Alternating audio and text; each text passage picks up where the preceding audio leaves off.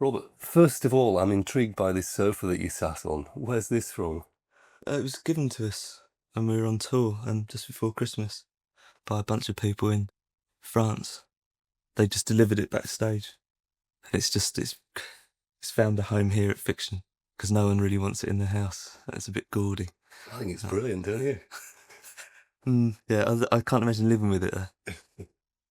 Now, your current single, Hot Hot Hot, has a great video. You've used Tim Pope again. Why do you always use him? Um, because I still find he's still exciting to work with. He still has a lot of vitality that he had when we very first met him 3 or 4 years ago, and by now he understands our kind of language that the group uses. I mean, there's lots of abbreviations, and you say it's a bit like, and then you'll use similes which to someone outside of the setup probably wouldn't understand. You know, if you want it to look like rice or something, and he'll sort of imagine what you mean. Um, it's mainly for that reason that he understands us. It's why we use the same producer on the records, and because we know what we want, we just need someone to translate that, you know, either onto record or onto video. So we keep using Tim as long as he wants to work with us. The single's from the album Kiss Me, Kiss Me, Kiss Me, which you recorded in France. Why do you do it there rather than Britain? Well, all through our recording, we've always worked um, in London, apart from one period of 4 or 5 days when we did the Love Cats in Paris, just because we happened to be there and we wanted to record it quick because we felt right. And we just wanted to go somewhere out in the country, because we'd written everything in London and we demoed it and we knew exactly what we wanted, and we thought it would make a nice change to actually walk out of the studio in the morning, because we tend to work through the night, out into like the fresh air. Because I was getting particularly fed up of, like, when we were doing the Head and the Door, we were working in Islington. The studio was very nice, but coming out into Islington at 8 o'clock in the morning and just seeing, you know, rush hour traffic and things, it got pretty depressing after a while. Um, we were looking for any residential studio really. That we had a few technical requirements for what kind of equipment was in the studio, but mainly we were looking for somewhere we could all live together and sort of build up an atmosphere. And there weren't that many places to choose from. We didn't want to go outside of Europe. We wanted to stay in Europe. There were only 4 studios really to choose from, and one of them was in England. It was the Manor, but that has sort of weird connotations in our minds, you know, hippie connotations. So we didn't want to go there. Miraval was really nice. It was run by Jacques Lussier as well. He's a French pianist, and just the whole setup was really well thought out. It was like geared towards you know, being creative, I suppose. There were no distractions. There was no like television or um, phones or anything. It was good. You made a film of the concert that you did in the amphitheatre in Orange. Mm. Why did you want to make a film of it? Again, whenever we do anything, I always have the idea that it's going to be the last thing we ever do. I've always thought like that. And what the group were doing at that point, it was before we were going to go in and record the Kiss Me album. I knew that it would be the last time we were doing some of those songs, and I wasn't sure if the group would exist in that form, which in fact it didn't. It changed. We added but I'd really wanted it initially just for my own benefit. I just wanted it as a memento. We were going to film it on 2 video cameras, and the project gradually escalated once Tim heard about it. Tim Pope, he got interested, and then he wanted to build it up into a proper film. So we just gave him the money and said, right, go ahead. I mean, it was a bit of a gamble. I mean, there's nothing really different about it. It is just a record of that particular performance. But I think it's good. I mean, it's weird to watch it. But I'm glad we did it. I think what we're doing now, which is with the benefit of that, we're doing something a bit more adventurous. That's more, you know, with a lot more special effects and a lot more sort of footage outside of the live environment, which I thought the Cure in Orange was missing. It didn't actually build you up, you know, it didn't take you. We have a build up towards a concert, and everyone that goes to the concert has something, you know, whether they get in there by car or train or whatever. There is actually something that takes place before the concert and after, and the Cure in Orange was missing that. It just existed sort of in a vacuum, which I think took a little bit of its impact away. Do you enjoy making films and videos?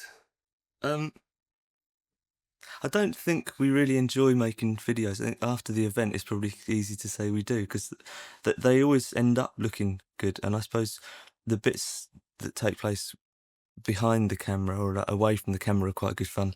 But no, I find them quite trying, because it's all acting. and it becomes a bit of a strain. And also I have to sort of worry how fat I'm looking. Also, yeah, it's a very vain occupation. I don't know. But we try and make our videos look ridiculous rather than flattering or glamorous. We're far more concerned. That's why we use Tim Pope. I mean, he doesn't really mind if we don't look wonderful, because he doesn't think we look wonderful in real life. He doesn't see why he should try and make us look any better.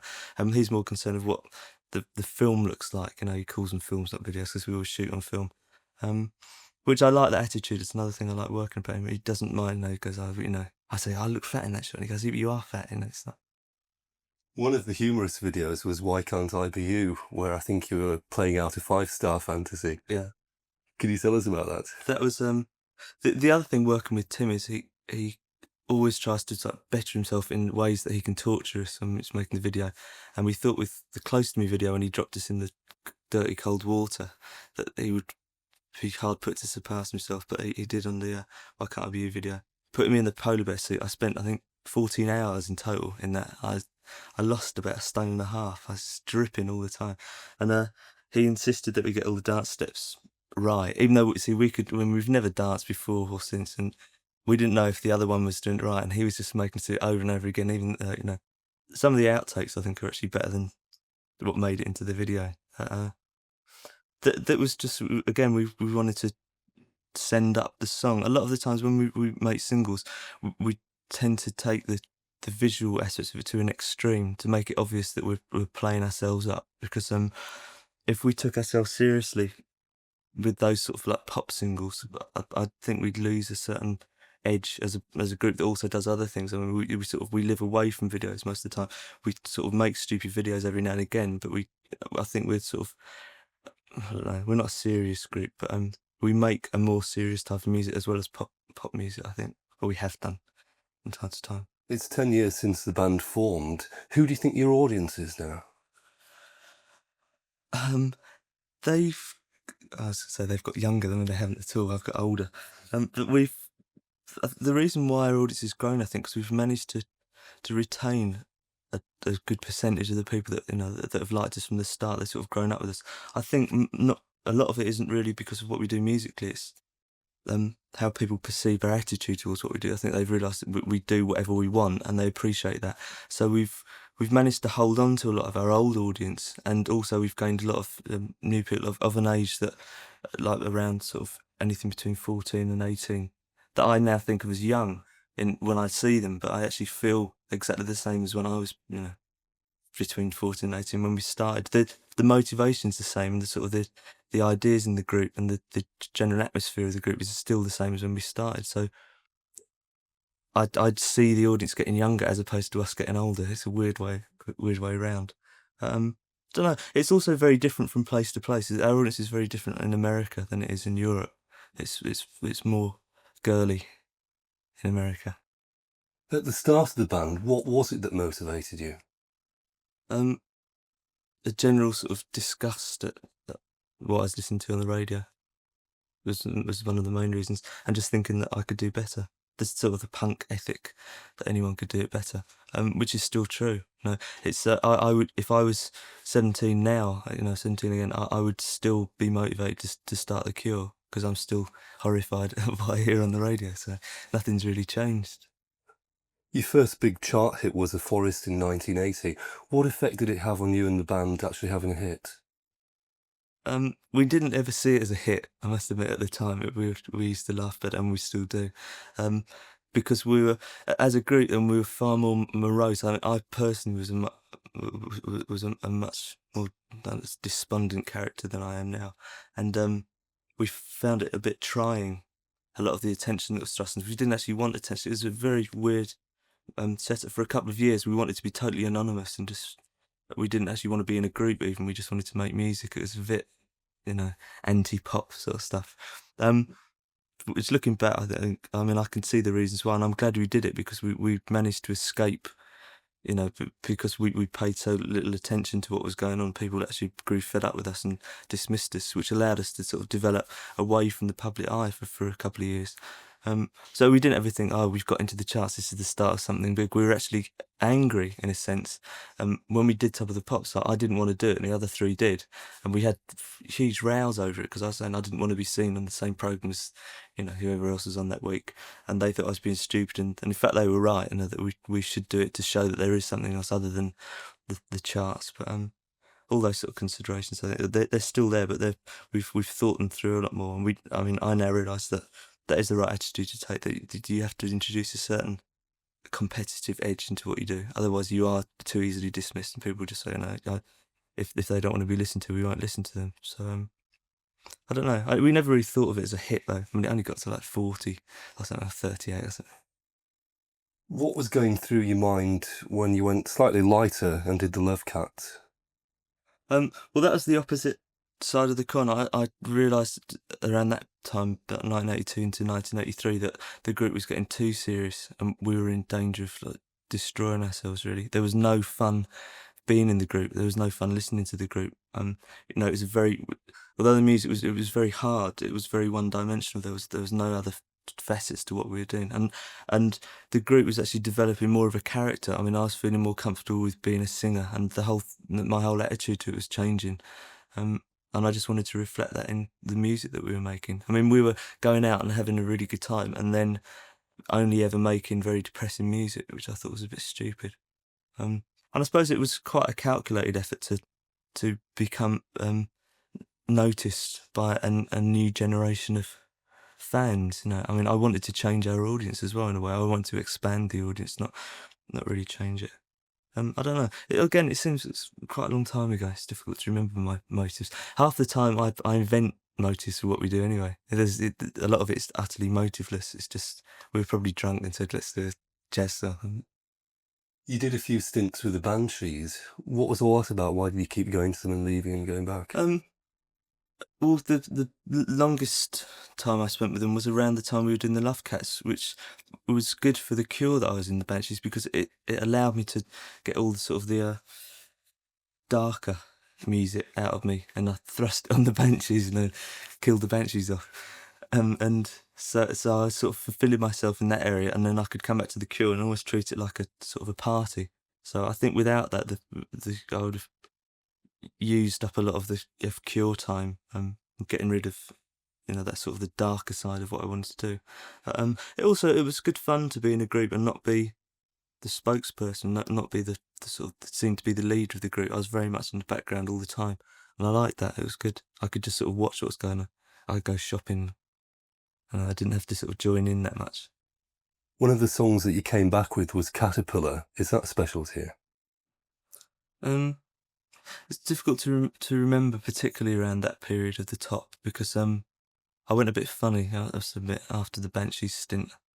It's a bit odd, and a lot of what was going on in the studio when we were recording, I don't really remember. I would just come up with something. Most of the album was done with just me and Andy Anderson, who's drumming, and a lot of the rhythms he would just be playing on his leg like this. In fact, on the Caterpillar, the drum, a lot of the drums on it is actually him hitting his leather trousers. That's the actual sound of the Caterpillar. But yeah, all that was it. It was actually quite difficult. It wasn't. I don't have very many fun memories of that particular period, because I knew what I wanted to do, but I was virtually on my own doing it, because there wasn't really a group as such. The Cure didn't really exist. I was very difficult to work with a lot of the time. So I think I've purposely blurred it a bit. When you say you were going through an odd time, what do you mean?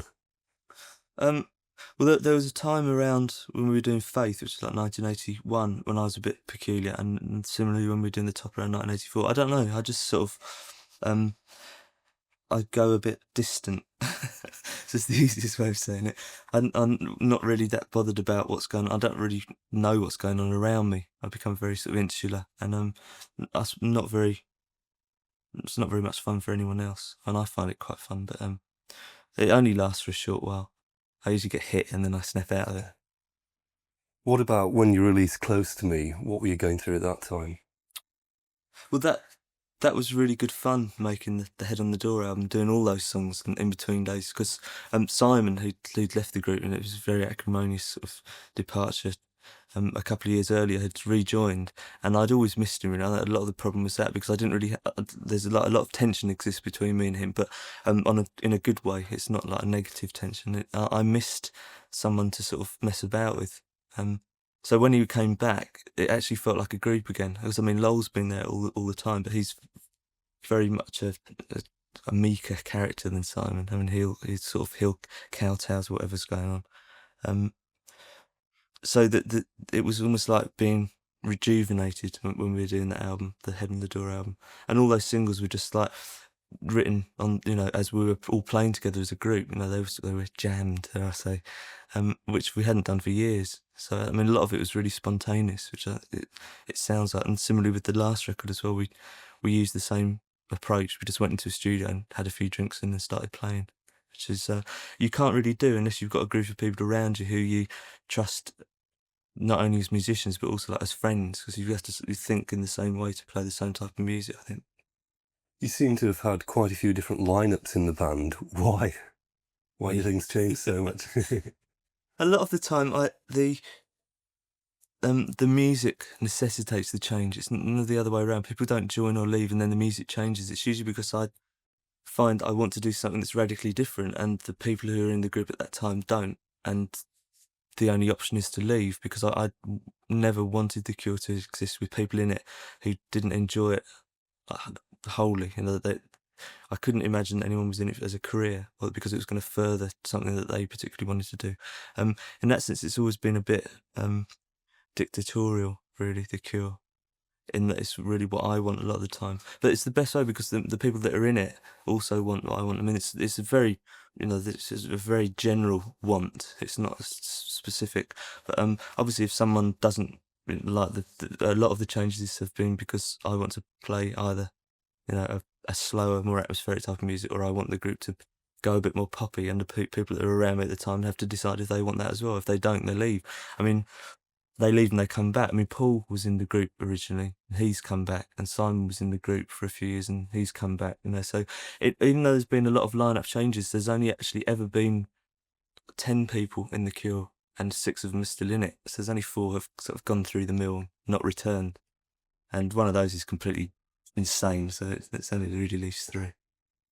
In Between Days is one of my favourites. What was happening in that period? That was all still around the time. We were very up, and we just wanted to be a pop group again, really. It's strange because we'd expanded to a 5-piece, which I always thought was a very cumbersome number. And didn't feel comfortable with that many people for ages. And now we've gone up to 6. So we're turning into an orchestra.